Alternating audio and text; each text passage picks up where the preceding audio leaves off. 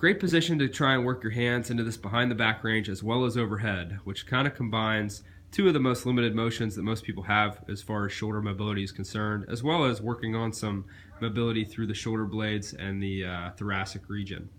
So I have someone take a pillowcase like this, and it's going to go two directions. So first we're going to work on the overhead of the right shoulder, where you can see we're next to a wall. We have the option to use a wall to assist the stretch or to do it without it. The wall will make it a better stretch, so if you have a wall you can stand next to, I encourage that.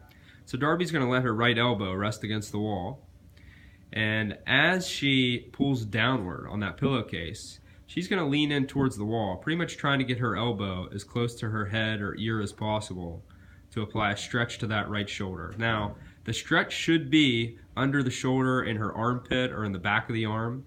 It should not be on the top of the shoulder. So if this is something that she feels on the top of the shoulder, I would encourage her not to do this quite yet and stick with some of the other motions that we have that are going to improve overhead mobility without this much pressure on it.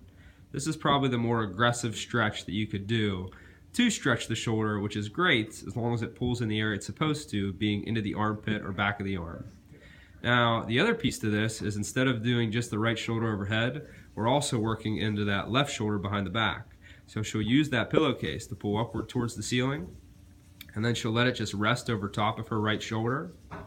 And in that position, she's going to lightly squeeze that left shoulder blade down and back to stretch into that reach behind the back.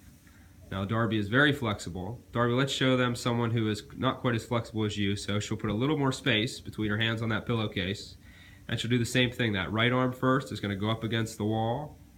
Good. And she'll let that rest against the wall. She pulls downward and leans in towards the wall to hopefully feel that in the armpit or back of the arm. Once again, not on the top of the shoulder.